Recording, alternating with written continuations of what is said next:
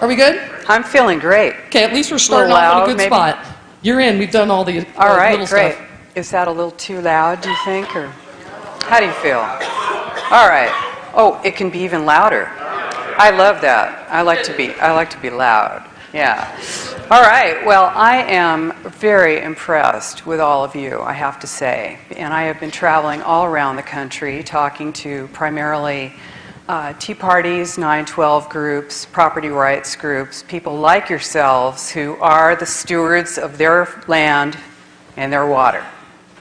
And I'm really impressed that you are so knowledgeable and that you're willing to be active, because this is no time to sit back and think that somebody else is going to do it for you, because we all have to be, it's, as I say, it's all hands on deck.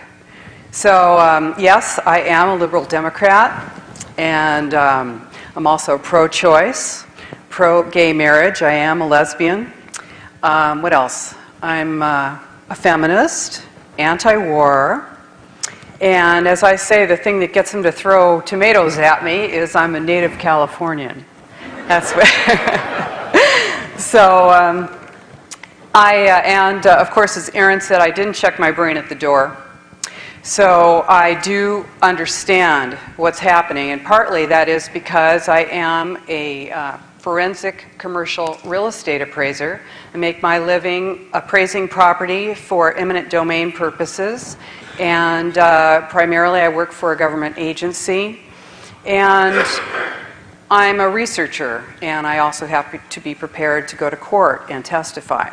So everything I'm going to be talking about tonight is the truth, it's a fact, it's supportable. I have plenty of documentation and support for it, and I'm going to be showing that to you, as well as you can also get my book, and I hope you do get that. And a lot of it you already know, so that's great, because you can't hear this stuff too many times. The main thing that we want to know is that although I may be a liberal Democrat or whatever, and people say to me, how can you be a Democrat? And I say, well, you know, somebody's got to take back that party. So that party, the Democratic Party, has been hijacked. Yeah, that's right, and so has the Republican, and so has America. And that's what we need to do. It's a big job, but we're going to do it, and we're up to it. So you may, you know, as I said, I might be a liberal Democrat, you may not be, but the thing is, this is an American issue. It's an issue for all of us as Americans, and we need to work together. All this stuff about, I don't see anything wrong personally with pointing fingers at the government, but we don't need to do it at each other, because it just keeps us separated, and we don't want to be separated at this time. It's too late for that. So about 10 years ago, I saw that there was a planning revolution going on in our country. Specifically, I saw it in the San Francisco Bay Area, where I'm an appraiser. And I appraise, I don't do houses, I do big commercial properties, big industrial and big agricultural stuff.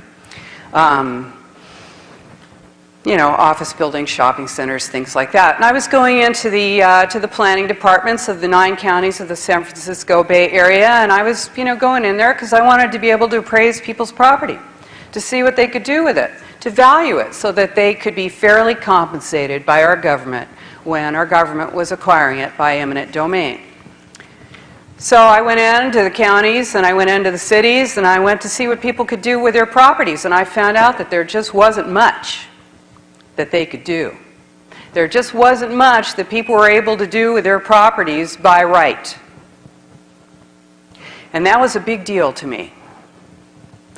That you had to either know somebody, or be connected to somebody, or pay a permit expediter, or go through years of hell in order, and pay a lot of money in order to use your property. And I did fight with the planning departments, and I have been thrown out of planning departments. I've been told not to come back. But you know what? We all have to stand up, especially those of us who are in a professional capacity, and say this is wrong.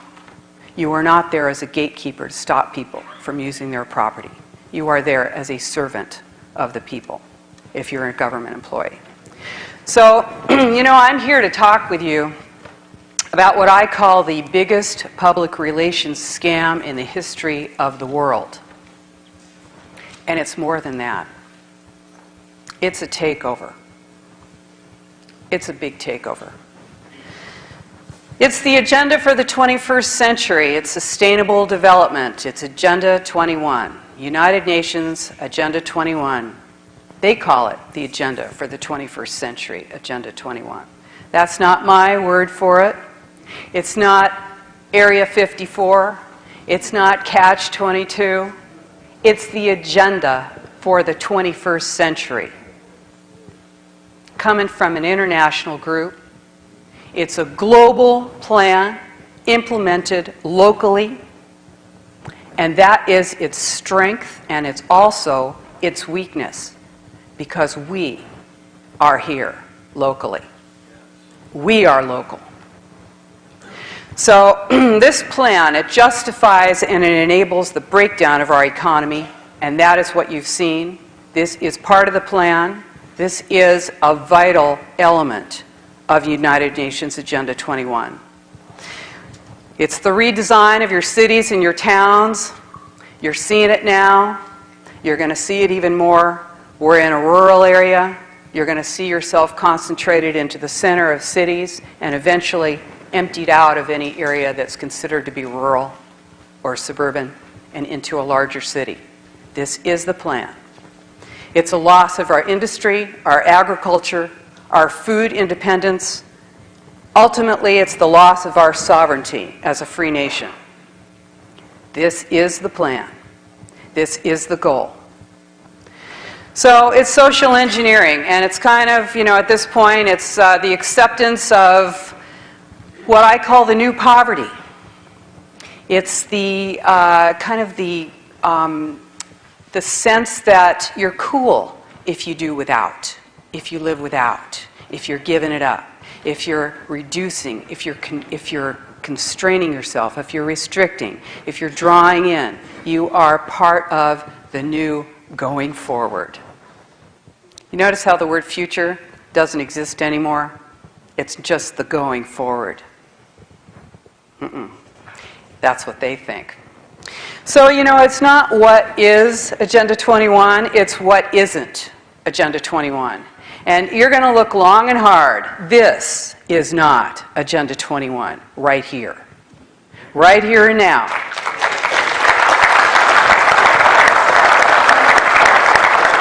Thank you.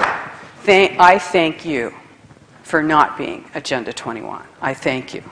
So, I want to talk to you for a minute about Senate Bill 1867 before I get into what I'm talking about, because this is United Nations Agenda 21. Senate Bill 1867 just got passed by your Senate. It is the, what do they call it, the National Defense Authorization Act, isn't that right? Yeah, National Defense Authorization Act. It is the reauthorization. And they just decided that we're enemy combatants here in our country, right here in the homeland, as they call it, right here in the United States. It designates the world as the battlefield. And it gives the government the right to detain and murder United States citizens, right here. Senator Lindsey Graham said that. He didn't use the word murder, but he didn't have to. Without charge or trial, you will be held. And I'm not saying you can be held. I'm sorry to say it. It makes me almost want to cry to say it. But you will be held. And I hope you stand with me. I hope we can really stand together, because we will need to. And this is the resistance that we are part of. And I am proud to stand with you.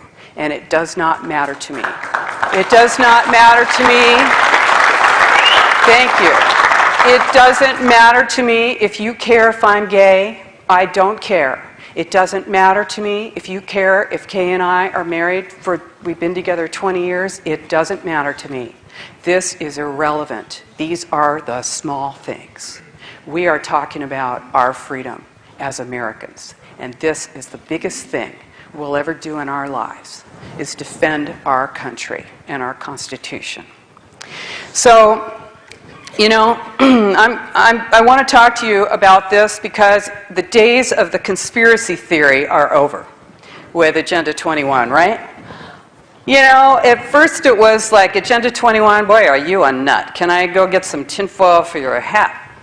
And I'm like, you know, maybe I ought to buy some stock in that tinfoil company because there's an awful lot of hats we need to make out there. But the tinfoil hat thing is way over. Now it's not, oh, you're crazy if you think it's Agenda 21. It's, oh, that Agenda 21. Oh, that's okay. There's no problem there. You know, don't worry about it. It's not, it's a good thing. That's what you hear. It's, yeah, it's, oh, we didn't realize you meant that Agenda 21. Yeah, that's good. Well, I'll tell you what. It's not a conspiracy theory, it's a conspiracy fact. And you know it.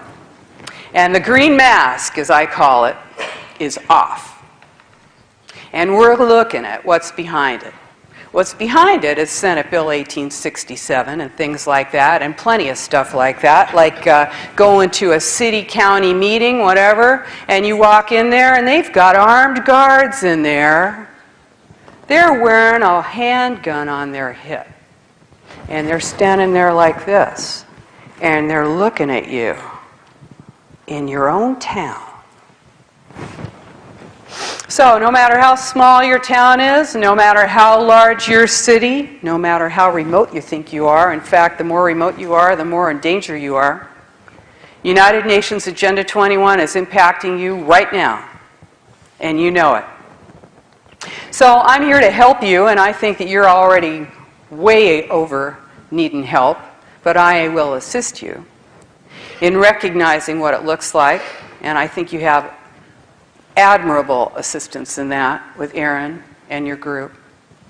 Assisting you in seeing what it looks like, because it doesn't come called Agenda 21. They're very careful about that, they meaning your government and the various and sundry non-governmental organizations which partner with your government in public-private partnerships, along with the corporations that fund much of this. These groups hide purposely, and I know you know that. So I'm here to help you take a look at what's behind that green mask, because if you can't see it, if you can't identify it, if you can't recognize it and name it, you can't resist it. You can't fight it. And that's what this is about, because awareness is the first step in the resistance. So there's an overarching political philosophy.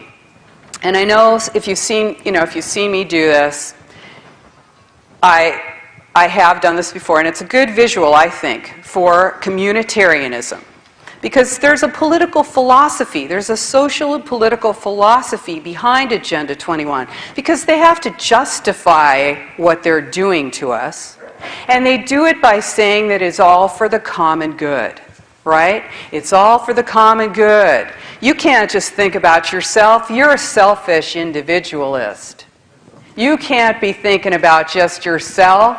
How dare you think that water is yours under your land? That's selfish.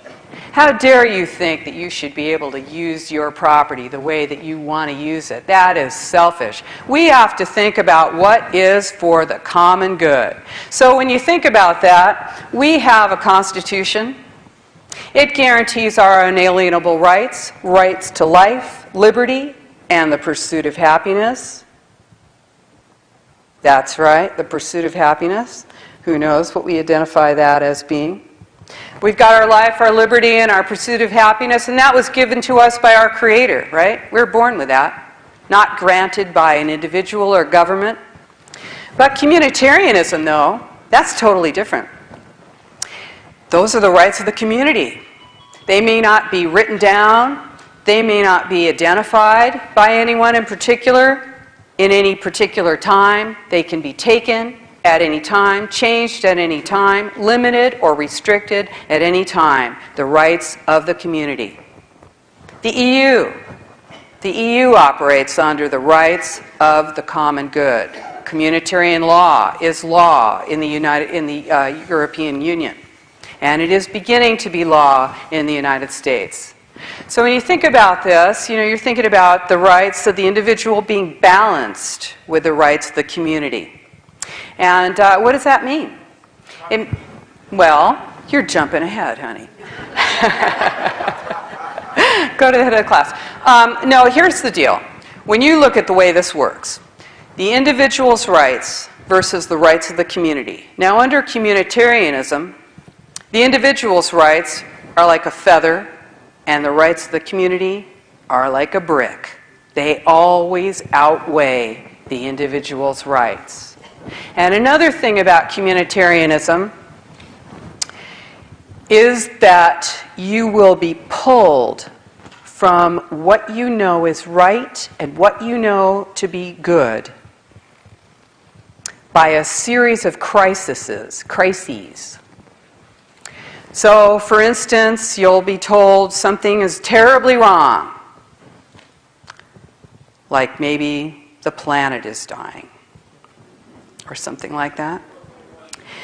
And then we pose this solution to this terrible problem that's happening. We got too many lights going in here. It's too warm in here. And we put these things together, and pretty soon you're pulled to a place where you're cold and it's dark.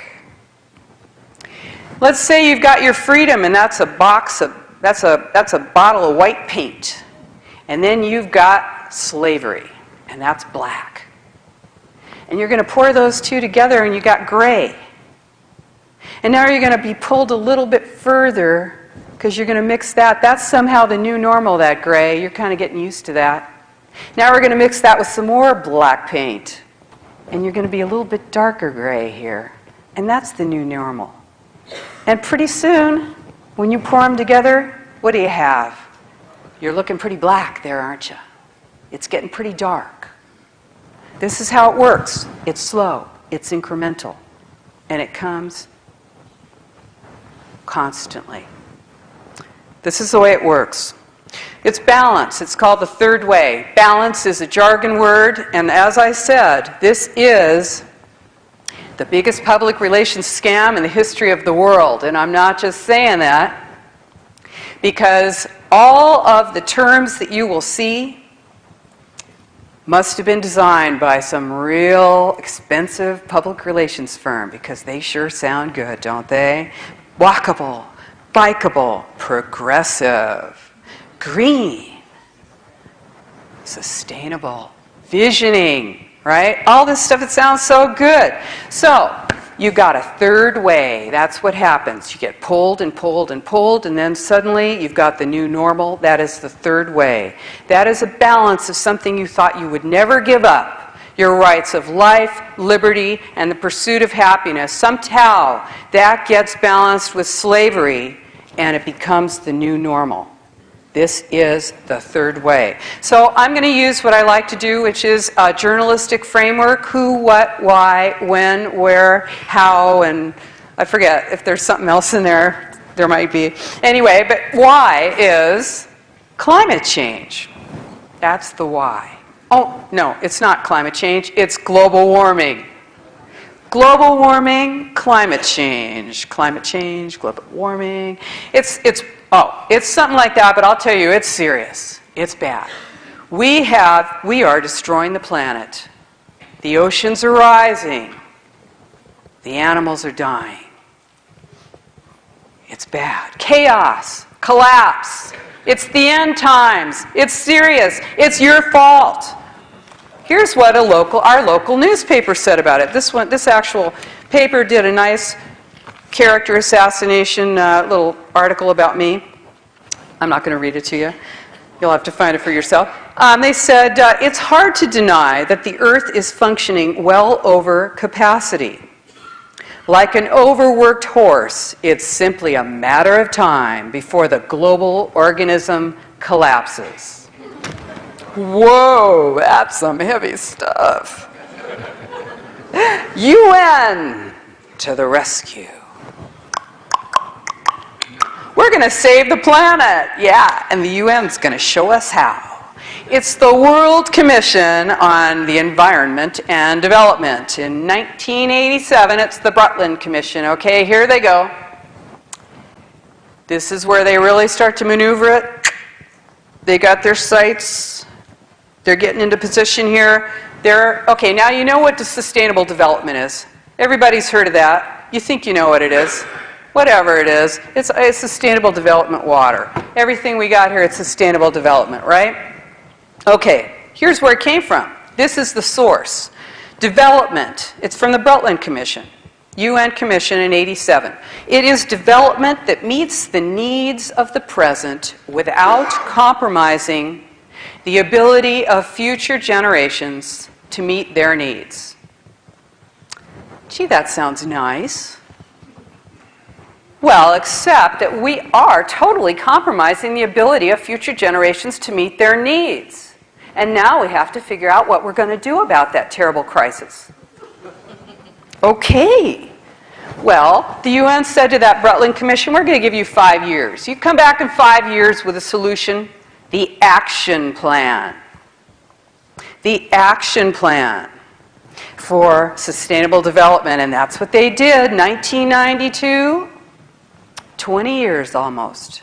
20 years ago, they came up with Agenda 21, the agenda for the 21st century. Every single aspect of our lives is covered by Agenda 21, the agenda for the 21st century. See, and you thought I was making it up. Here it is.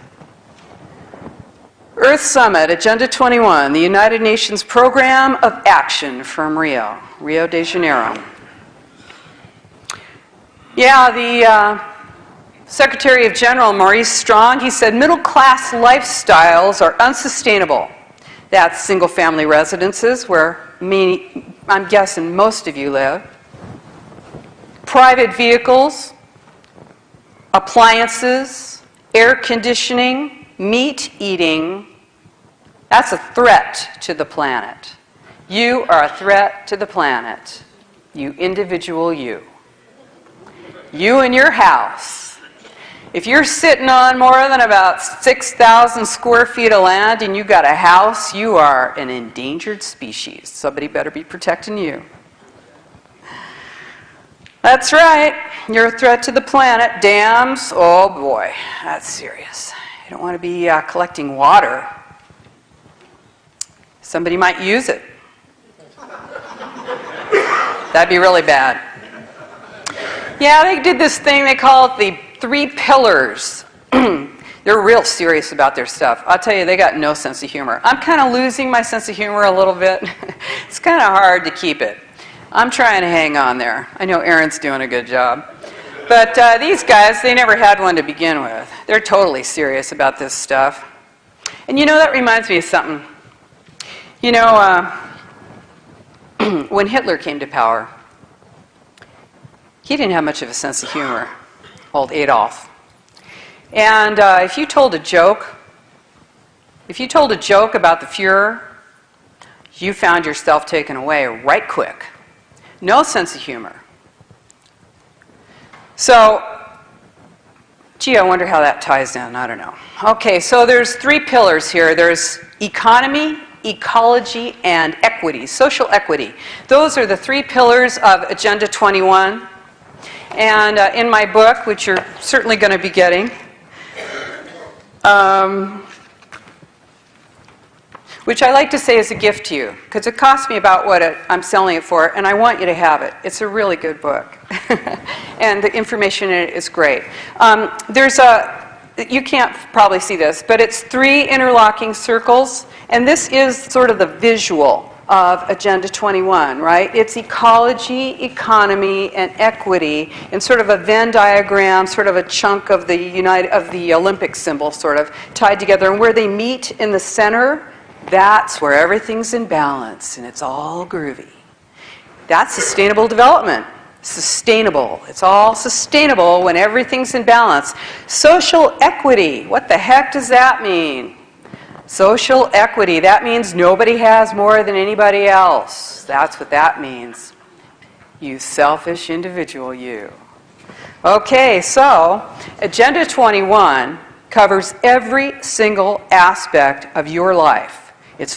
You see it, it's 300 pages. They got your whole life there in 300 pages and 40 chapters.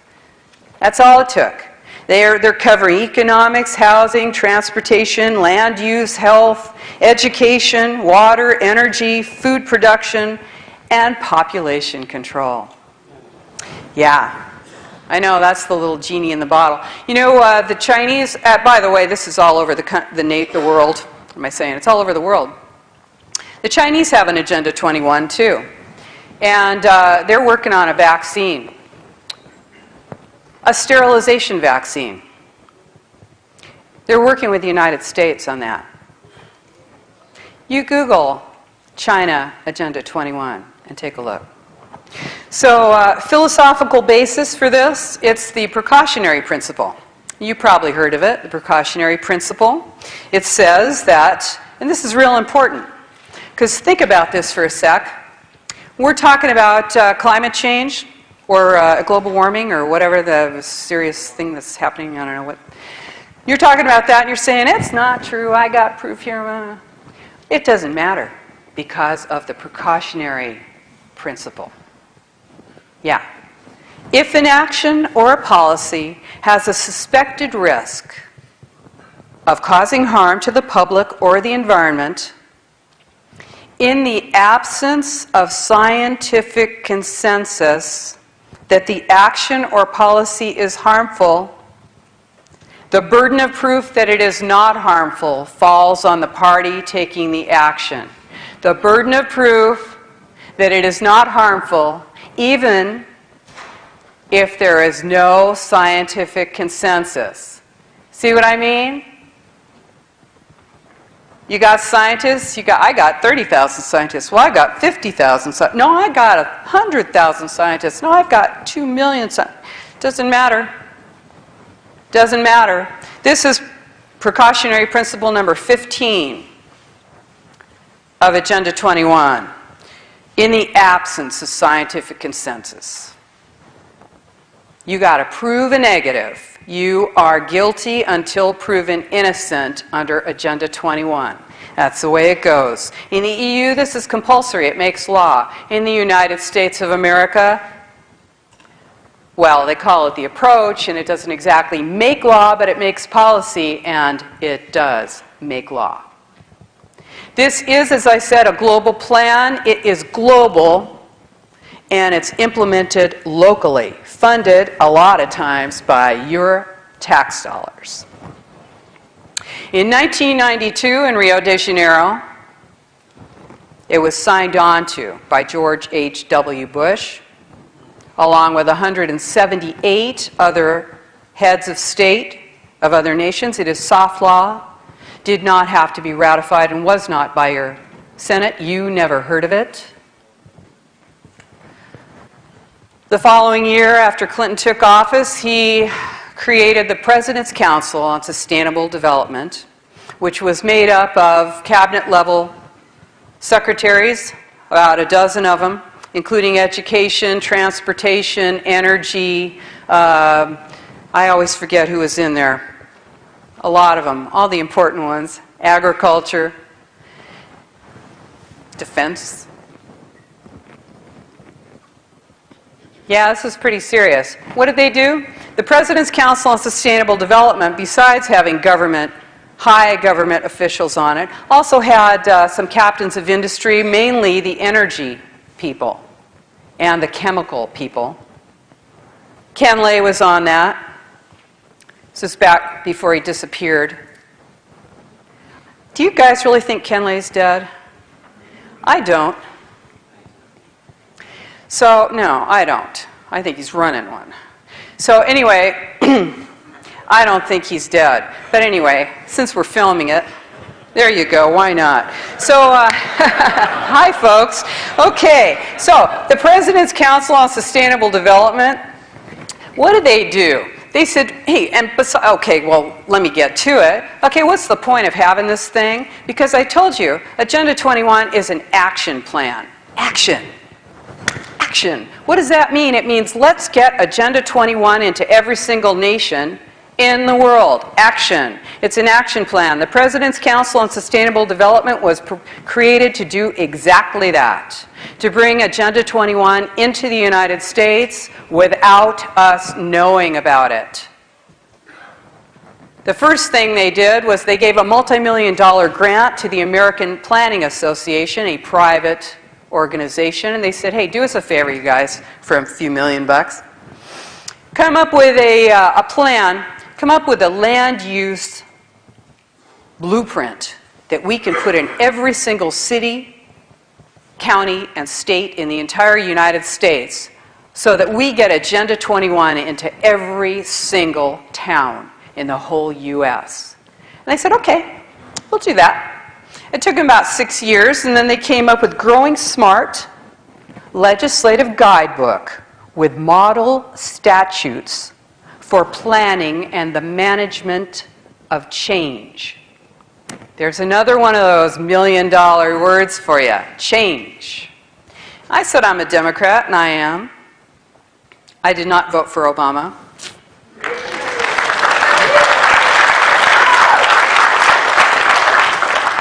But, yeah. Now, I didn't like that whole change thing. It didn't smell right. I think I was right about that. Change. Okay, but this was 93. And by the time they got done with this thing, it was 2002, right around the time that I recognized that there was a planning revolution going on in the 9 counties of the Bay Area and, by extension, in the United States. Growing Smart, a legislative guidebook with model statutes. Model statutes. Model statutes. You think your county is coming up with those laws on their own? You think your city is coming up with those ordinances all by their lonesome? No. They're getting it out of a book called Growing Smart, legislative guidebook with model statutes for planning and the management of change. Who asked them to manage change for us? Change. This look pretty good. All right, change. By 2002, this was in every university, every college, every planning department in the entire United States.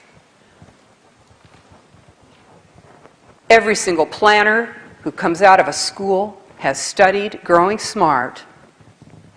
Every transportation planner, every urban planner, every planning department's got it on their shelf and on their table, and they're using it. It is the action plan to get Agenda 21 into your planning departments. Growing Smart is smart growth. Smart growth. What is smart growth? It is the preferred development model for Agenda 21. Ground floor retail, about 12 feet high, built right to the edge of the sidewalk, 2 to 3 and above stories of residential. Above that could be apartments or condos. Round the back is your parking for one vehicle, often bankrupt, often vacant, often paid for with your property tax dollars. That's right. Or now, your transportation dollars. Okay, so that's what happened about 2002. That was a huge transformation of our property rights at that time. None of us knew about it. Well, that wasn't all. They said, you know what? We're a little bit worried that people might wake up at some point and realize that they're getting messed over big time. So we want to do something to kind of, work them over a little bit. We want to kind of get them on board with us a little bit, but we don't want to get them hip. We just want to placate them.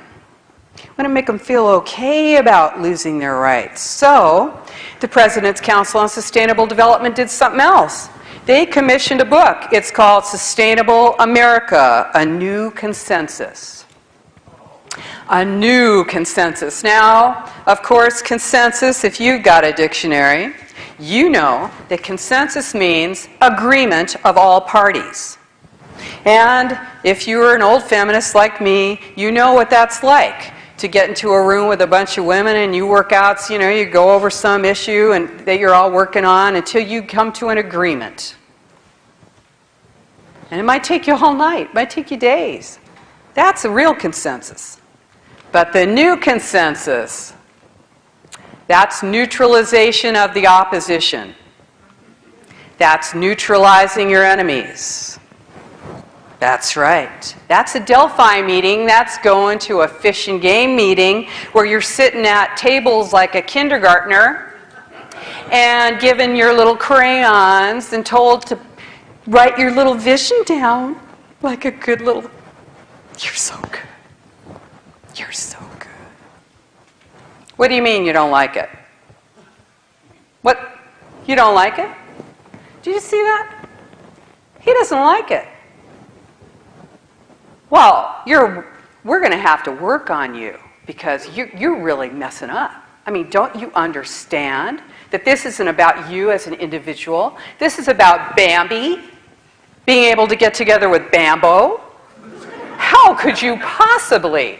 That's a Delphi meeting. Consensus, the new consensus, is neutralizing your enemies. And you know what? Communitarianism is using peer pressure. Using peer pressure to come down on anybody who stands up and says, this is wrong. And you know what you need? You need enough people that they can't pull that on you. That's why we need everybody. Because, it's just too easy, isn't it? It's going to get to the point, and this is getting to the, I sort of use this as my wrap-up, but I'm kind of pissed off about Senate Bill 1867, so I just jumped right ahead. And I want to tell you that I want to live free in my country.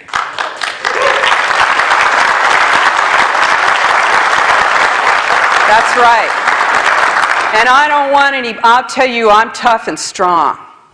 And if somebody comes after me, and they have plenty of times now, and tried to shame me and embarrass me for wanting to live free, I will not stand for it. I'm an American, and I won't take that. And I don't want you to either. We will not stand for this. We will not be made to attack you if you don't agree with those facilitators. And this is what the Delphi technique is.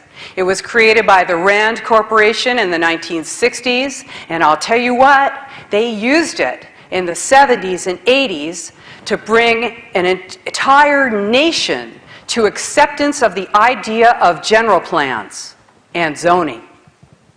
This was how they initially used it.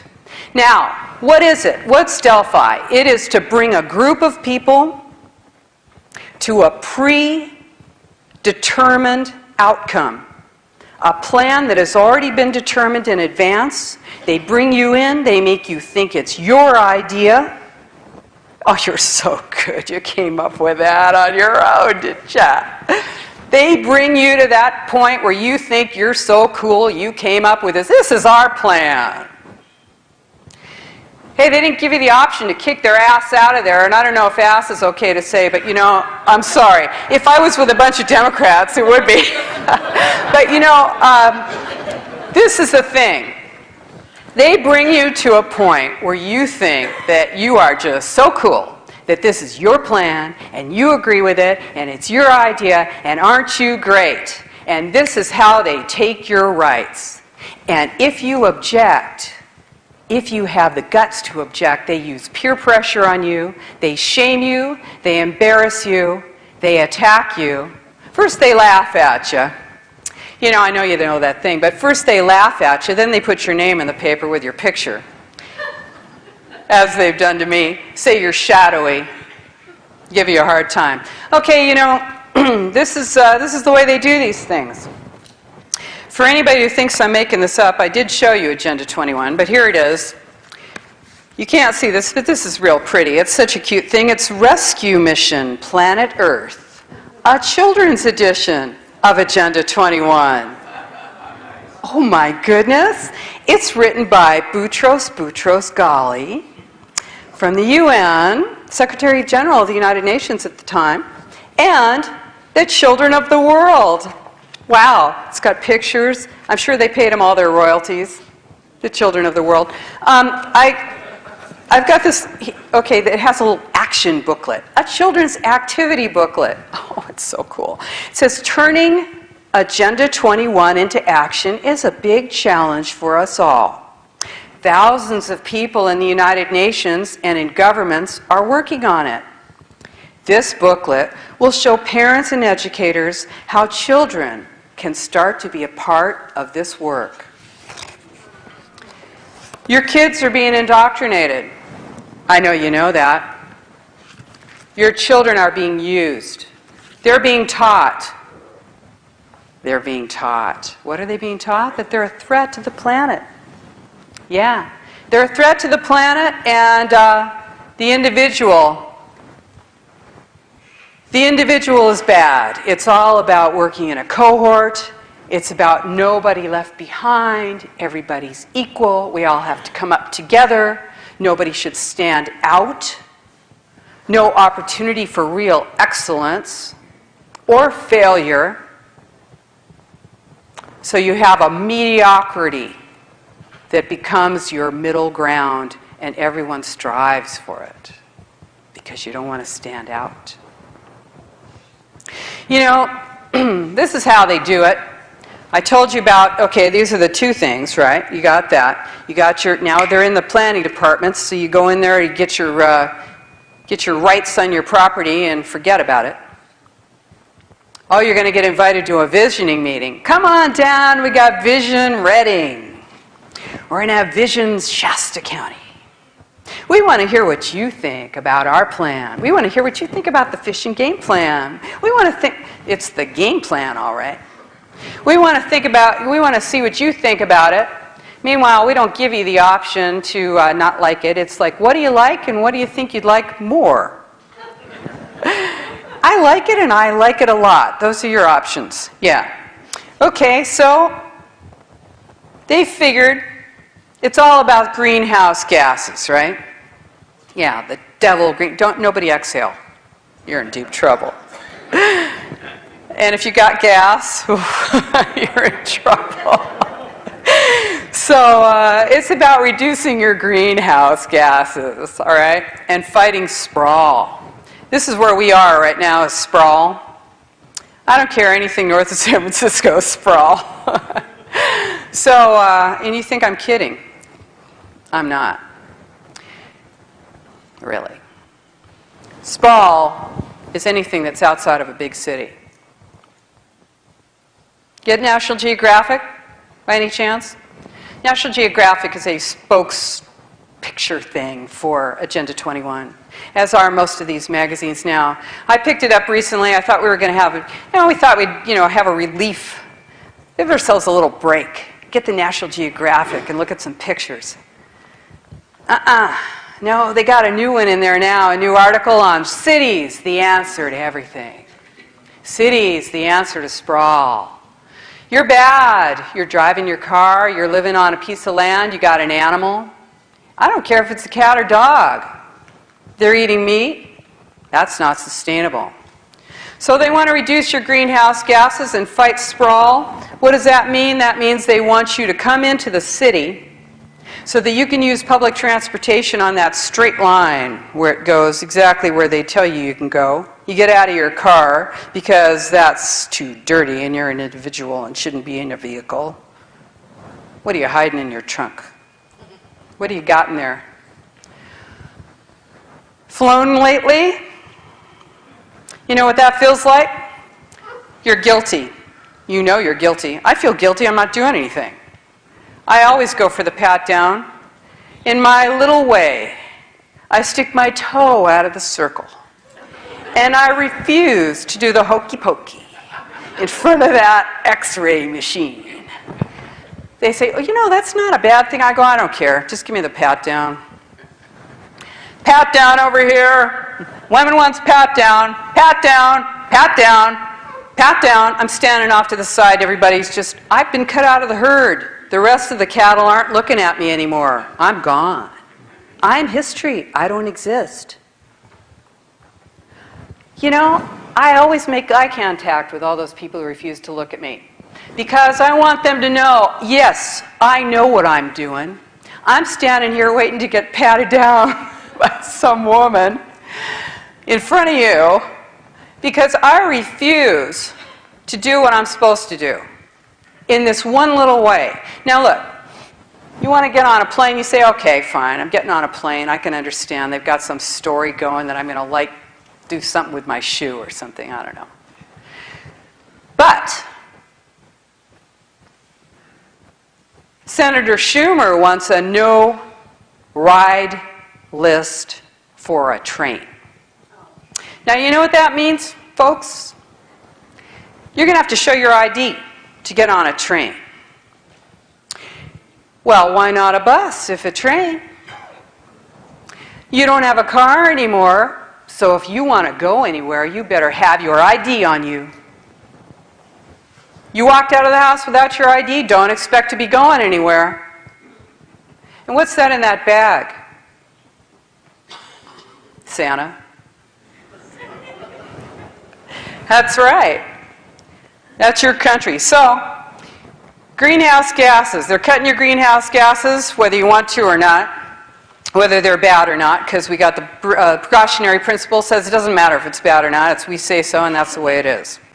So, they've got ICLEI. Now, I know you've heard of this. You're thinking you're real cool up here, because you don't have ICLEI, International Council of Local Environmental Initiatives, which is an international group that is made up of local elected officials that never tell you that they're part of this international group, that they have signed on to it. Many, many, many counties and cities, 138 cities and counties in California are members of this international group, pay dues to it. It's a group that measures greenhouse gases, and it's like you're on the buzzsaw in the conveyor belt towards the buzzsaw. When you get on there, they measure your gases, they can limit you, restrict you, whatever they want to do, and it's all because legislation has been passed in California, AB 32 and Senate Bill 375. Now that's not just in California for you folks watching. That's all over the United States. They are legislating this, your government is legislating this, so that you are being restricted in your use and your ability to move freely. And federal and state money is being used to build. What's it building? Smart growth. Urban jails that you can leave now. Now you can leave them.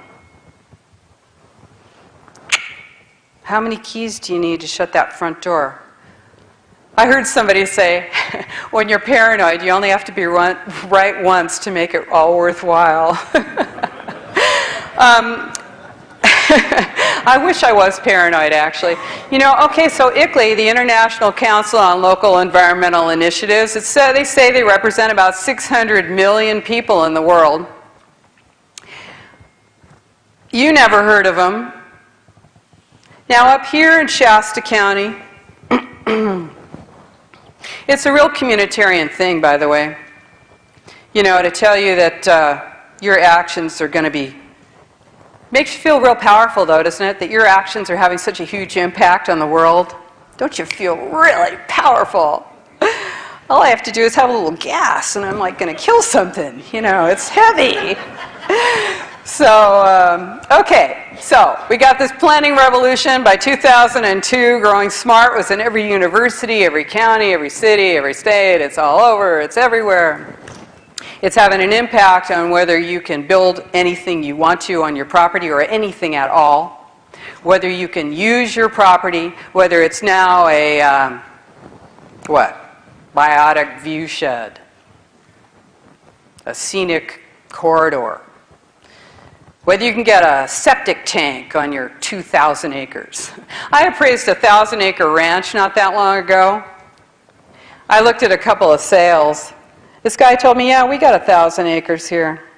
We had to give 400 acres to the county for a land trust. And they only let us put one house on it. 1,000 acres. That's pretty serious, huh? So, you know what you got? Here's how it all works. You know, when I was a little kid, I used to say to myself, all I want to know before I die is how it all works. Unfortunately, I'm getting to know. The transportation, AB 32, greenhouse gas reduction, Senate Bill 375, anti-sprawl, together, for the first time, housing and transportation. You want transportation dollars? You better agree to build smart growth and build it where your metropolitan planning organization says you're supposed to. Now, what is that and who cares? A planning organization, a metropolitan planning organization right here in Shasta County. There's 18 metropolitan planning organizations in the state of California. Right up here in Shasta, you've got the Shasta County Regional Transportation Authority. That is one of the metropolitan planning organizations. It's unusual because it's just one county. Most of them include several counties and often break the counties. This is a way to change your government right under your nose. And isn't this what's real heavy about what's happening? We know how to take up arms against an enemy. But how about when that enemy is part of your country and you do not know quite how to get a hold of it? We are losing. Now you know we're city, county, state, and fed, right? City, county, state, federal. Now we got regions. Regions. You got your regional this, you got your regional that. You got your metropolitan planning organization, which is regional. They are erasing the lines between city, county, state, and fed, and that is the intention. Because think about this. Loss of sovereignty. It's like your money that you just lost. You didn't really lose it and it didn't disappear. It went from your pocket to somebody else's. Same thing with your sovereignty. You don't lose it and it just evaporates. It goes to someplace else. It goes to the regions. And this is what we have now. We have regional governance, regional government. So what you have then is a loss of control in your local area. So, you know, I'm just going to show you this. Everybody's got a general plan. It's a law. You have to. General plan is sort of the wish list, the expectation, the plan for your either city or county, and you have to adhere to that.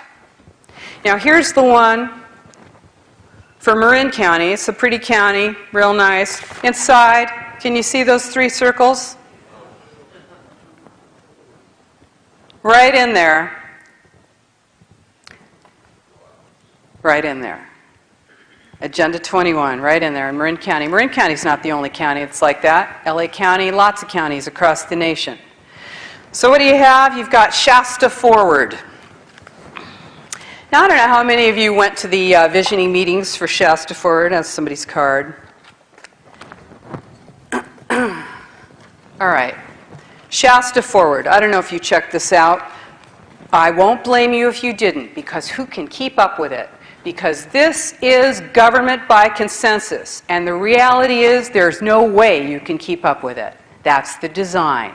They pack those meetings with people who are part of your government, or in an NGO, a non-governmental organization, or some kind of a commercial group or something, somebody who's going to get some money from somebody, and then you, the real citizens, make up the minority.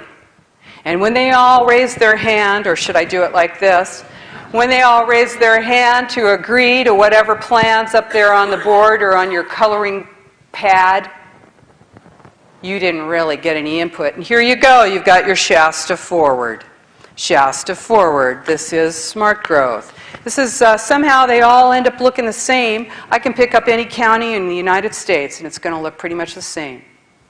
Why? because it came out of that box of model statutes, that box that was already designed before you went in the room. Somehow you guys all agreed to have a more urban... Here in Shasta County, you agreed that you'd rather live in a big city. Yeah, you did. It's funny. I got it right here. You ought to go down and get it from the county. Go down and pick one up and take a look. Okay, who funded it? Shasta Forward. They tell you, think globally. This is rhetoric right out of the United Nations. Think globally, plan regionally. That's a new one. Act locally. Plan regionally. Regionally. That means you have lost your sovereignty. They ought to put that one on there. Lost your sovereignty? Right. You got to go get that and go raise something. Okay, now I'm going to talk to you about something else. It's very important. I hope you're not getting bored, because I'm not. I came up here from Santa Rosa. I drove, I don't know, what is it, 4 hours, 4 hours, because I wanted to talk to you. Thank you for inviting me. And you know,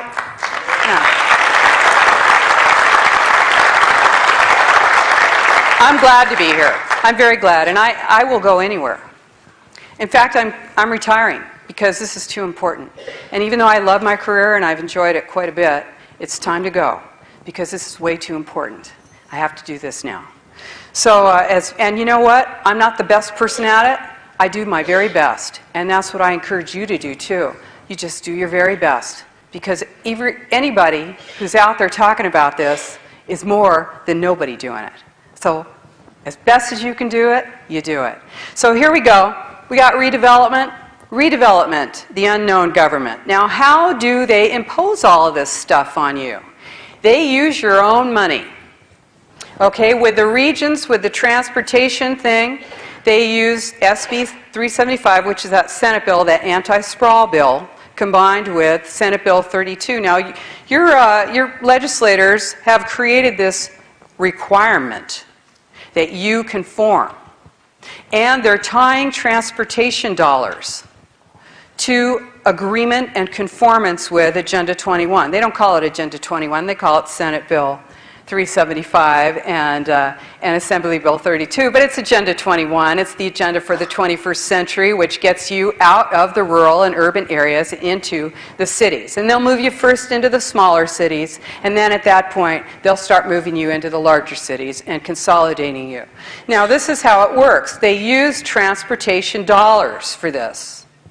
If your county wants any of that transportation money, or if Reading wants any of those transportation dollars that are going to be available, they're going to have to agree with this Shasta Forward thing. They're going to have to agree to design and build smart growth. And they use your money to subsidize private developers. Now, it doesn't matter if nobody moves into those. Remember I told you smart growth is often empty, often bankrupt. Doesn't matter. They'll hold it for you. They're waiting for you. They're waiting for us. They're building the hardscape for the future, or the going forward. So another way they do it is with redevelopment. Now, I know that Reading has agreed to what they call paying the ransom to the state to stay in the redevelopment game. It is not a ransom. People who don't understand redevelopment are being fooled and manipulated and lied to about redevelopment.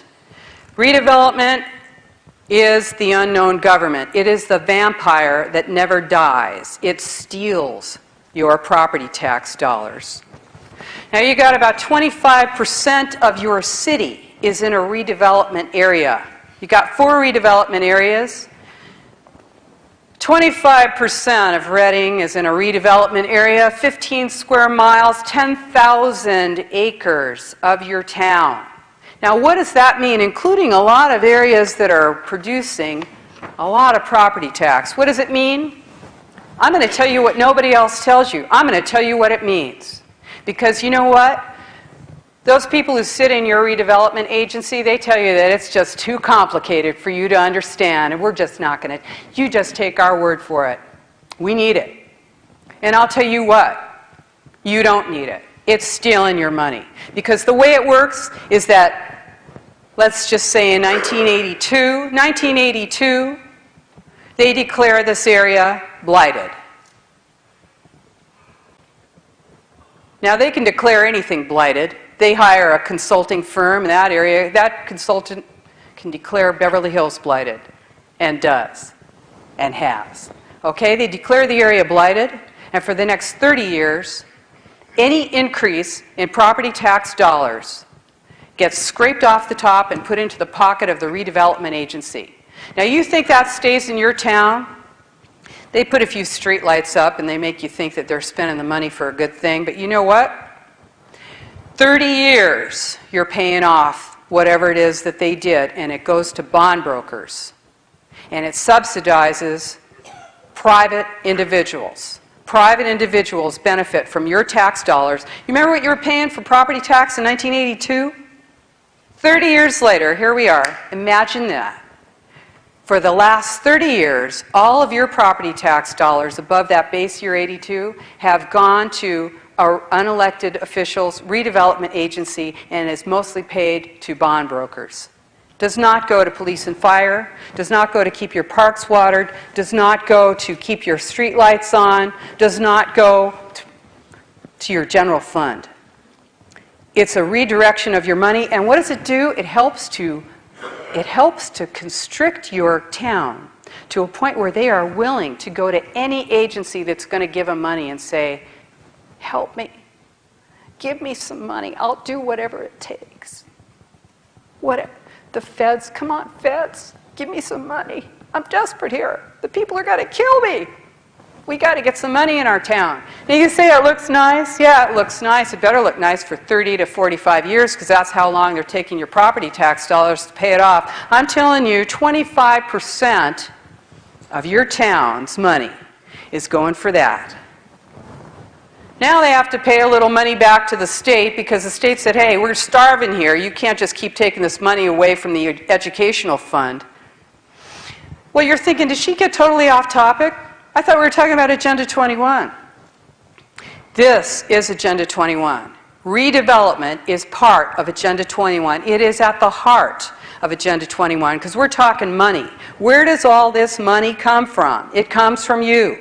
It comes from your property tax dollars. Part of why we are underfunded, part of why our general funds are starving is because our money has gone to redevelopment. Now, we've got that locally, and I told you about metropolitan planning organizations and regions. Okay, we're in a metropolitan planning organization here, but we're talking about something even worse.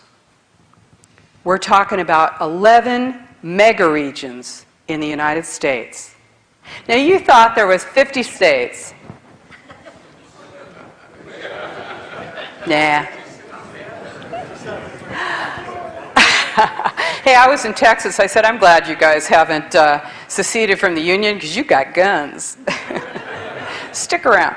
Okay, so there's 11 megaregions in the United States. This is what's happening to us. We are losing our sovereignty just the way the EU did. Okay? This is what they're doing. They are changing our government so that it conforms more to the regional model, because then you want to vote somebody out, you've got a regional board that's got 189 people on it, somebody from every elected city and county in that region, or if it's a mega region, 11 mega regions in the United States, you think you're going to have any power? You already don't feel like you have any power with your senator or your assembly person. You're not even going to know what state to go to those meetings. But they'll still have consensus meetings. Yeah, they'll wear you out with those meetings, but the real meetings, they don't even tell you where those are. You didn't even know that there were 11 megaregions. I know you didn't. I hardly knew. This is what's happening. We have lost our sovereignty already. This is the reality. Now, what they do here, they use high-speed rail. Now, I'm glad you're laughing. Because this is what they do. They sink you. They take your money and they sink you. This is the reality. This is the plan. This is the goal, is to impoverish us. Remember, one of the 3 pillars of Agenda 21 is equity, social equity. We've got too much. And we have a long way to fall. And no, honey, it's not just Obama plan. I know it sounds good. And hey, I told you I didn't vote for him. But it's not just that. Power has no party. We're talking way past power. Hey, this isn't just some pony race between the blue and the red. This is way beyond that. That's just something, that's just the smoke, that's the bread and circuses. That's the thing that keeps you looking at your nose instead of looking out there at what you're supposed to be looking at, which is that you are being manipulated into another EU, the North American Union, and then a one world government. This is it. You don't have to wonder where it's going. This is where it's going. It's well on the way. It doesn't matter which one of those guys or that woman gets in there. They are all on board with this plan. All of them. All of them. I know he's talking about it. He's right on board with it. Believe me. Livable communities, sustainable cities, one planet communities, community partnerships. If you have any doubts about communitarian law, let me just remind you of the Kelo decision, 2005. The Kelo decision, remember that? The United States Supreme Court decided that the Fifth Amendment of the Constitution that says that you are guaranteed just compensation if you're taken by eminent domain. You're guaranteed just compensation under the Fifth Amendment, but you can only be taken for a public use. Now, I'll tell you, redevelopment is not a public use. That's a private use for a private individual. But what the Supreme Court said in 2005 was, that's okay.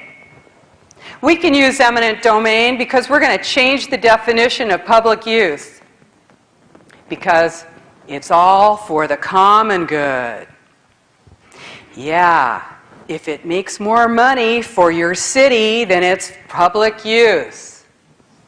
It's not private use, even though it's given your land to you. But it's going to get all of us more property tax dollars. Yeah, that is the end justifies the means. But you know what? The truth is the means are the end. That's what's really heavy. The means are the end. This is what we see here. It's the end of private property ownership. And you know what? I just got this out of the paper the other day. Washington. Americans' wealth takes a big loss. Americans' wealth last summer suffered its biggest quarterly loss in more than 2 years as stocks, pension funds, and home values lost value.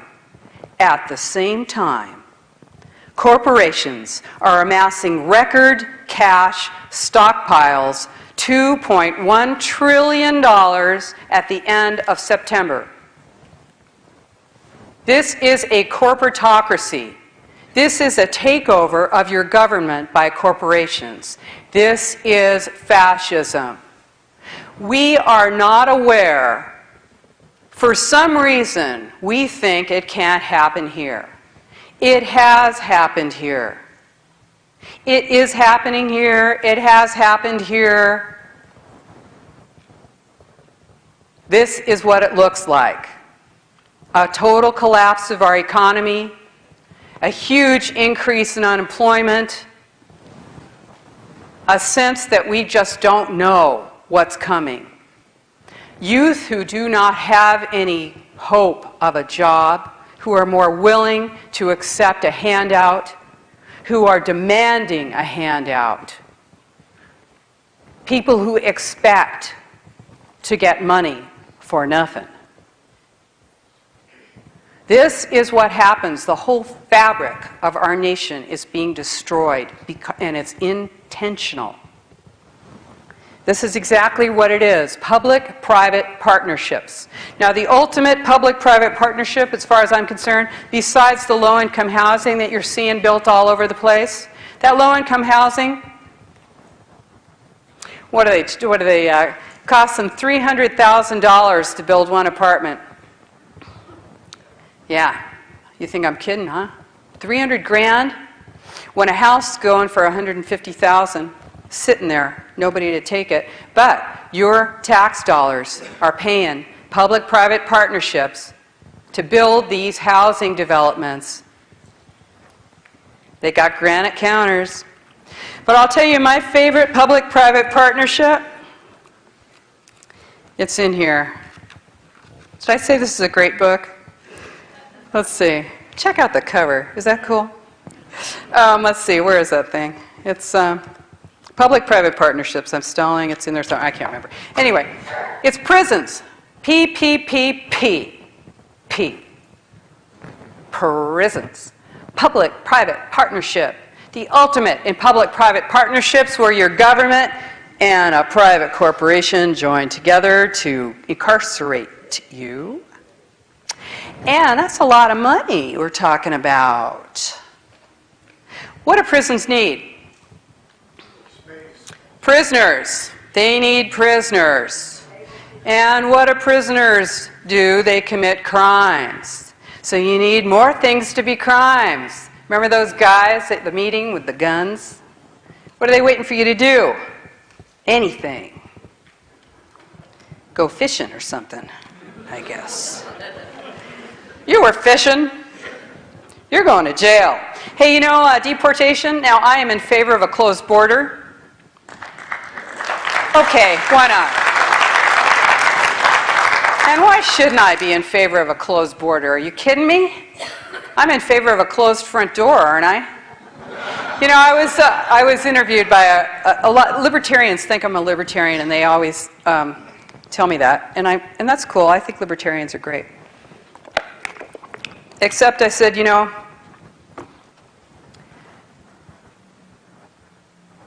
I want that door to be shut in my house, and nobody's coming in there unless I say so. And I feel the same way about that border. Now, I think we need immigration reform. I don't think you should have to wait 12 years to come into the country. That's all set up purposely so that people will come in illegally. So you get this porous border, little catch and release program.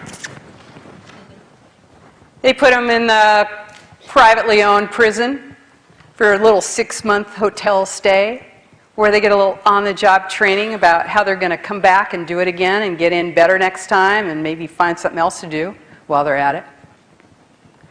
That's a lot of money for those prisons. Public-private partnerships, fascism. That's what that is. And we got it. We got it right here in our towns. They tell you, the green mask, this is what I call it, the green mask, the environmental mask, the green mask. It's all so cool. Everybody's going to be great. You know, I forgot to tell you this, and I know you know, but I'm going to tell you again anyway, that Obama, when he was running for office, you'll like this, when he was running for office, he said, we're going to reduce, we meaning us, not him, I'm sure. And none of those people who are running those meetings are doing any of the stuff they're telling you to do. I'm telling you. Okay? They live in single-family houses and drove to the meeting. You, meanwhile, got your donkey out of the... You can't have a donkey, though, because that's right. They got gas. So, okay, so there you go.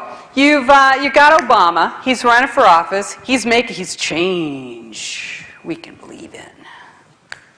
Okay, he's running for office and he says, we are going to make a commitment as Americans. We're going to reduce our greenhouse gas emissions 80% below 1990 levels by 2050. 2050, first of all, let me just think about that. That's 40 years from now. I don't actually expect to be here to check and see, and neither will most of us. And it doesn't matter, does it? Because precautionary principle, remember? It doesn't matter.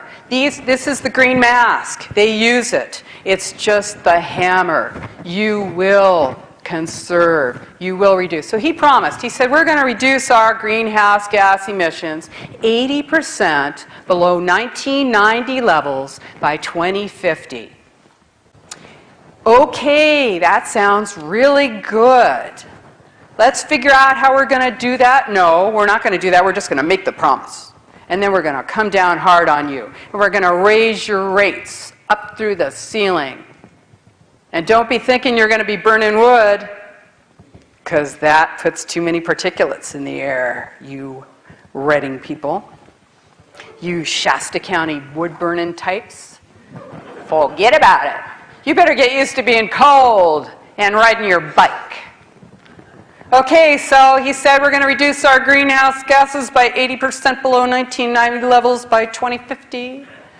So I found myself a chart and I looked and I said, all right, where are we if reducing our greenhouse gas emissions 80% below 1990 levels? What year is that going to go back to?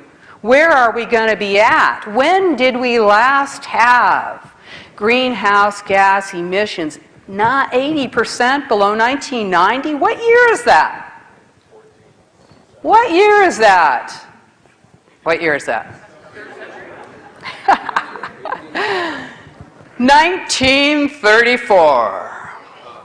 A stellar year that I'm sure you recall. Was wonderful. I remember it well. We had nothing. It was during the Depression. We weren't emitting anything. But you can figure that it's going to be even worse than that because there's more of us now than there were in 1934. So if we're looking at per capita levels, we're going to be worse and higher, and it'll be back in the 1880s. Probably. What are they doing to our country? If an enemy took us over and wanted to destroy us, they couldn't do a better job. Taking away, yes, that's right. Taking away our ability to fish, to hunt, to grow. Did you know that growing, that putting a seed in the soil, that breaking, that tilling, that breaking the surface of the soil releases greenhouse gas emissions and is unsustainable? You think I'm kidding? I am so not kidding. They have this new way of putting a seed in the soil. It's seed injection. How much does that cost? A fortune. Removing you from the rural areas and the suburban areas is the goal of United Nations Agenda 21. And one reason for it, besides all of the other stuff, besides the fact that they want to get you into an area where they can manage you, control you, monitor you, and surveil you, is that you're not going to care about your neighbor. You're not going to stand up when you see your neighbor taken away because you're living in a transient area. And if you rat out your neighbor, if you turn your neighbor in, all you have to do is move a block away and nobody will know. It's about destroying you. This is about destroying your humanity. This is the goal. They are taking their page out of the page of a book that has long been written by Stalin, by Lenin, by Mao, and by Hitler, by Pol Pot, by Idi Amin, by Pinochet. I will say one thing for those German people that will be somewhat of an excuse for them, although they do not deserve it. The Holocaust had not occurred when they created the Holocaust. We have no excuse. Look inside yourself now and find that courage, because you will need it. We will need it. We will need to know. We will need to know who we are. We will find out who we are. We will find out if we are willing to stand up and say no. And we'll know if we're willing to die. I am willing to die. I am willing to die, and I mean it. I absolutely mean it. And I hope,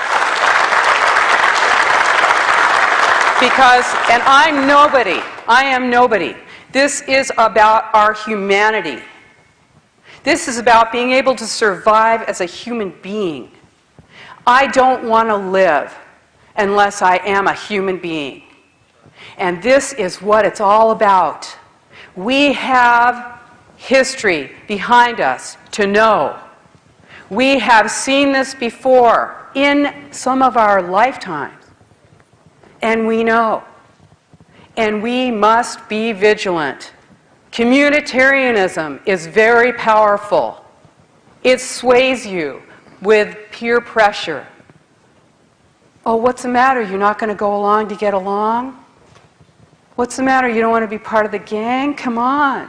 People would rather suffer physical harm than be rejected by their neighbors. Find your group, and I think you have. When you find your group of people that you can stand with, encourage, this is the important thing. And if there's no one to stand with you, then you be that person for others. Because this is where it's at. Your government is your enemy, and I'm so sorry to say that. I'm so sorry to say that, and I'm afraid to say it too. And that means something to me also, to have fear when I'm saying that.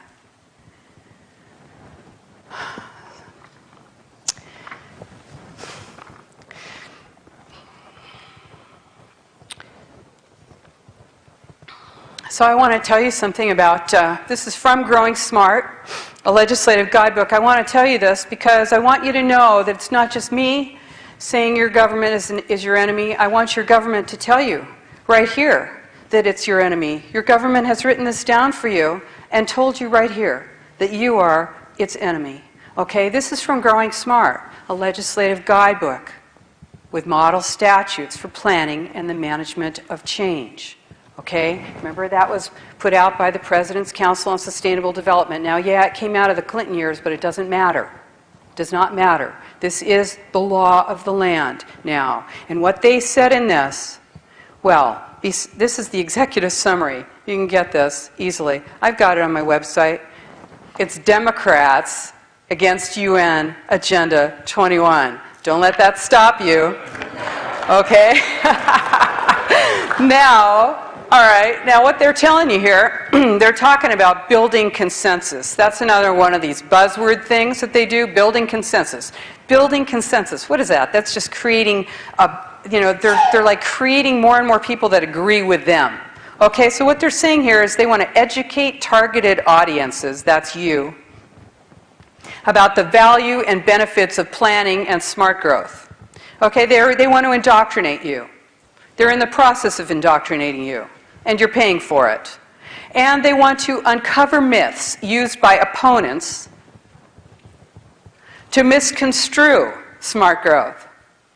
Okay? So that's the other thing. They're indoctrinating you, and they're lying to you about what smart growth is and how cool it is and great for you.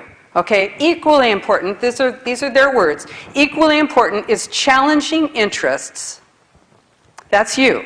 Challenging interests that seek to pass new legislation, expanding the activities that qualify as regulatory takings and therefore require compensation under the Fifth Amendment of the United States Constitution. Now, what does that mean?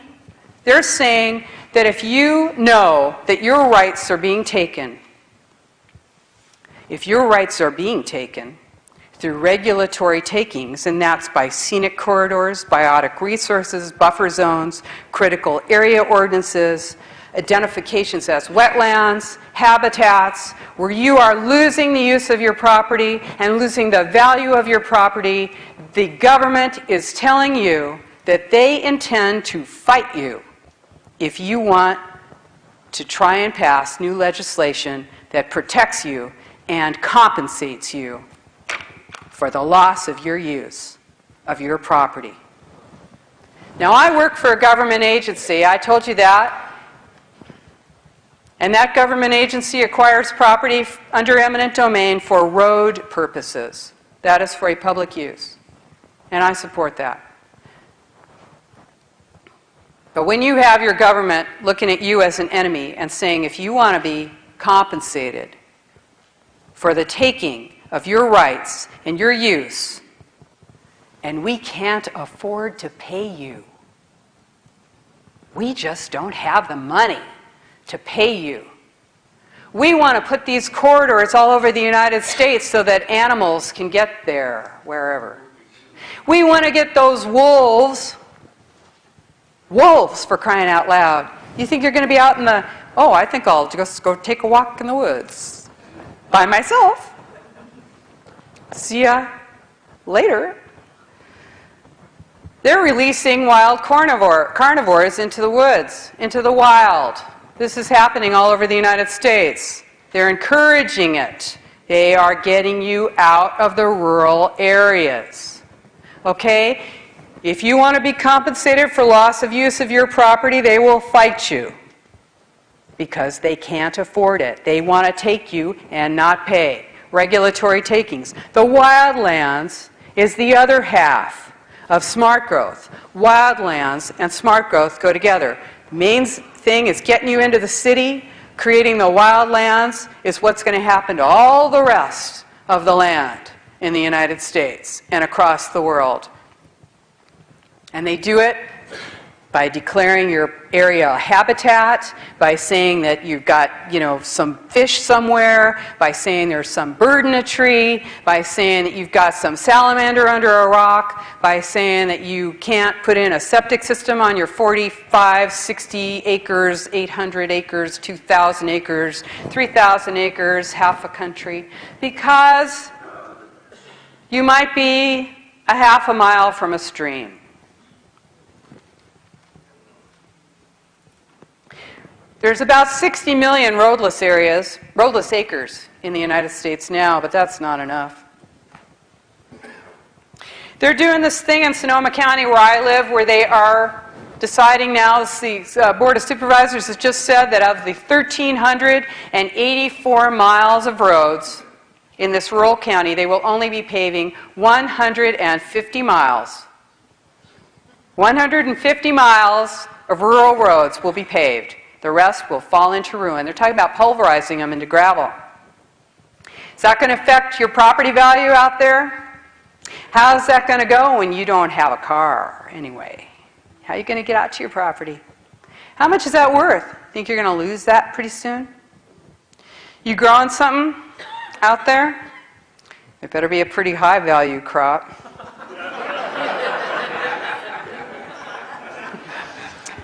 I don't know what they're going to do if they decide to make that stuff illegal again, because isn't that the only thing that's supporting most of these counties?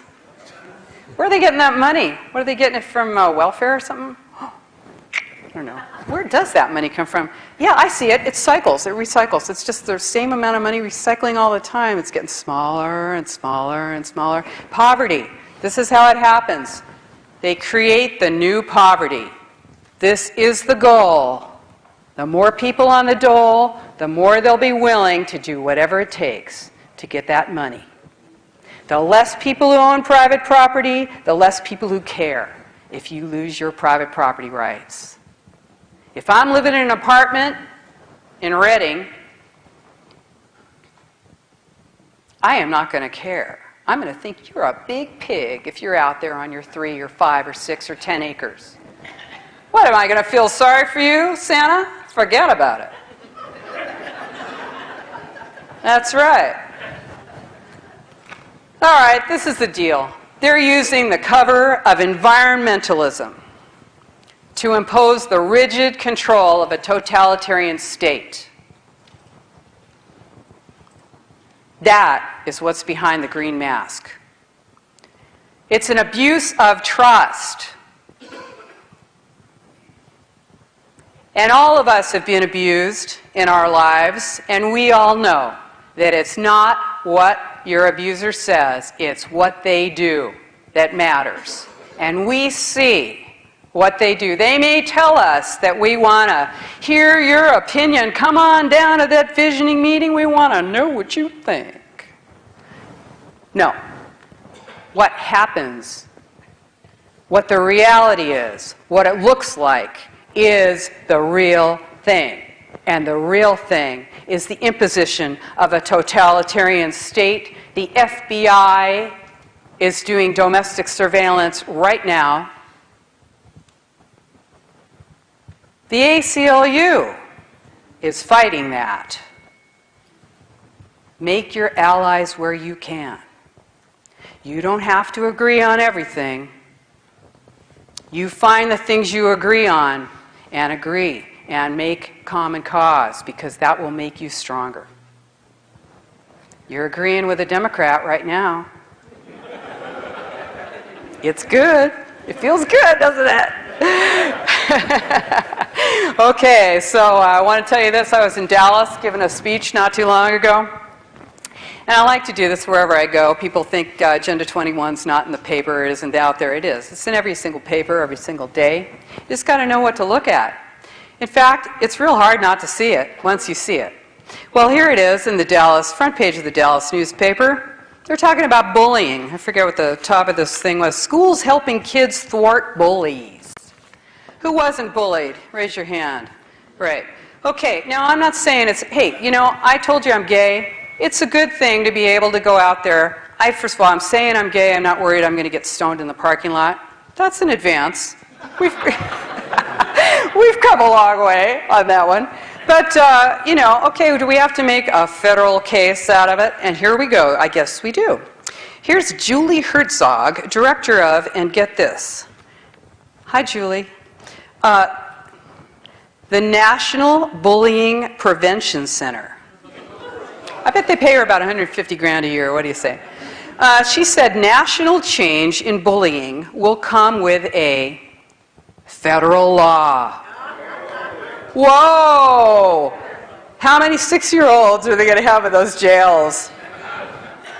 What did you say? It's off to prison with you, young man. They're not joking around. Oh, you got a kid who sent a little naked picture of themselves to some other little kid? They're going to jail. Oh, no, I forgot. They're not going to jail. They're going to get identified as a sexual predator for the rest of their lives. That's pretty good. You tell them that on the first date, or do you wait? You know, this is criminalizing the population of the United States. Now, the Germans did it. Tell me they're not using the Germans as their model. Well, actually, you don't even need to wonder. You just go to 1984. That's a good one. I mean, the Germans, Stalin. Hey, I got news for these people who are all on board with this stuff, who are smart growth advocates, who are the ones who are bringing you in. They're the facilitators. They're so cool. They're up there with a little name tag. They think they're so great. Not that, I mean, name tags are cool. Forget it, you guys. But I'm talking about the one. No. Those other ones. No,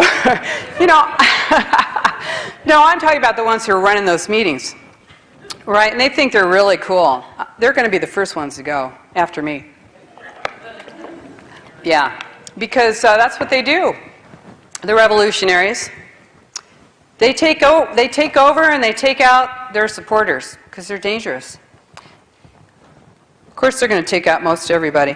Okay, so the this is one other thing I got to show you. You've probably seen this before, but I just love this. This is so cool. This is the tiniest spy plane in the world. It is so cool. The tiniest spy plane in the world.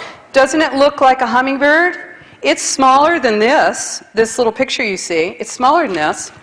I've seen a video, YouTube of it. It's this little tiny thing. It looks like a hummingbird. 8 miles range, an 8-mile range, full audio and video. Fly in and out of windows and doorways. It looks just like a bird. It's a surveillance device. And I'm reading this. It's in the New York Times or LA Times or something. And I'm reading it. And I'm thinking, oh, cool. You know, they're going to be using it to, like supposedly find Obama. Something like that. You know, they're looking, whatever. Oh, it's going in the caves in Afghanistan. Then I get down to the bottom of this thing and it says, it's not likely to be a hummingbird. This is only the prototype. Because hummingbird is a rare bird in New York City. They're going to use these things for domestic surveillance if they're not already. Domestic surveillance. This is what's happening in our country. All totalitarian states. Excuse me, but can you tell them I'm busy? All totalitarian states share the same 5 or so elements. Okay, all of them do. I always get this wrong. Maybe I'm just not cut out to be a totalitarian. They share total control. First of all, they got total control, right? Of production, of unions, of education, of food. They have total control. Total information, full surveillance. They know everything. They know where you are. They know how much money you have. They know everything you're doing. They know you're here tonight. That includes, loss of free speech, because of course you're not going to be talking much when you know you're being listened to.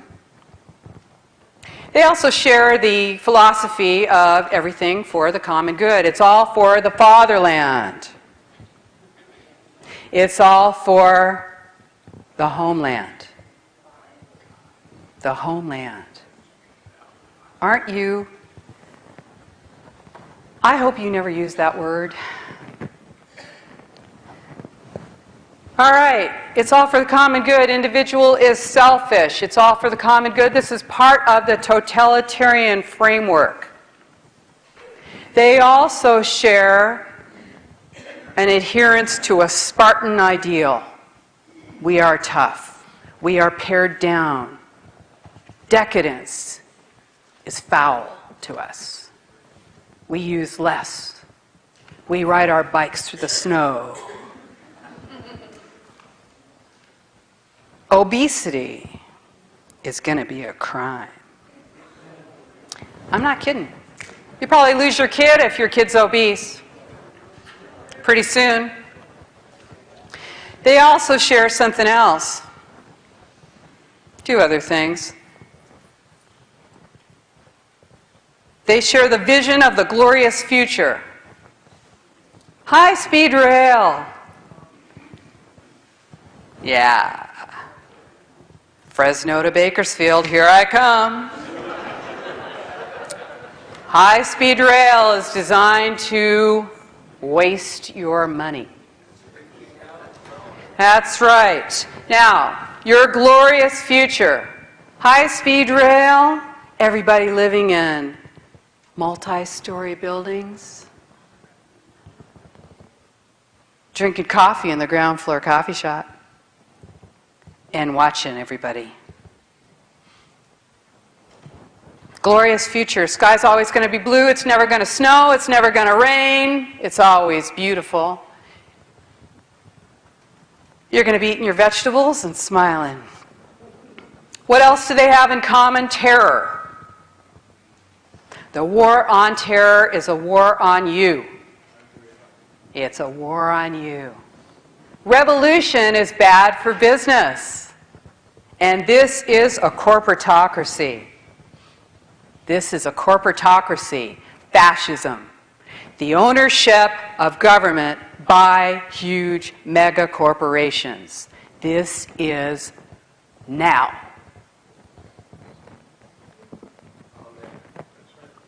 Communism, fascism, Nazism. This is it. This is what it looks like. What it looks like is this. We don't realize it. We think it can't happen here while it is happening here. So, who's doing it to you? Consultants, your government, nonprofits. There's big money in green. The bicycle coalitions are out there pounding the ground for sprawl, anti-sprawl, for smart growth, for complete streets. Complete streets mean you paint a bike lane down the road and you demolish both sides of the streets and build smart growth on either side. You think I'm kidding? Walmart is a partner. Unions, AFL-CIO in 2001 at their convention, they said they denounced sprawl. We denounce sprawl and we call on all unions to support smart growth. Why? Because most union members are in urban areas. That's right. Churches. If you've got a pastor talking about sustainable development, you better go have a chat with your pastor. Because they're going to be using your volunteerism against you, because you'll be volunteering for nonprofit groups that support Agenda 21, and you won't even know. That's pretty. The schools and the universities. You know, the churches were treated to a little message by Yale University woman who's got her, she's a woman's name is Mary Evelyn Tucker. She's with forestry and religion at Yale University. She said, churches need to adapt to the ecological model or disappear. Yeah. Okay, cops, community-oriented policing. This is funded by the Department of Justice. It's probably right here in Reading. There's probably an office. Community-oriented policing, they say they do gang monitoring, but they're designed to do surveillance of local people. What the heck is it with those guys being armed in your meetings? What are they doing in there? You want to ask them, why are you here? Why are you here? Are you here to threaten me? Are you here so that I will not speak up? Or are you just taking a donut break? I dare you. You know, this is a whole life plan, right? It's a whole life plan. It impacts every aspect of your life. It's brilliant. Hey man, these guys are smart. They have hired the best and the brightest. They've got people writing scenarios that are in Hollywood. They have designed this very well. And I see that most of us in this room are my age or older. Where are the young people? They have been indoctrinated through outcome-based education. They have been trained like dogs. We need, listen, we need, that's right, we're also being drugged. We are being drugged. I smoked marijuana, I didn't inhale. Or exhale. Oh, that's your problem. But, you know, it takes your energy away. It takes your focus away. It stops you from caring. What a perfect drug for a takeover of a people. It's perfect. Prozac, Zoloft, Wellbutrin. Oh, these are the select drugs of a takeover. They don't want you speedy. Fluoride, whatever. I don't know about that, honey, but I'll tell you what. You're taking these drugs because you can't handle it. Nobody can handle it. Life is tough.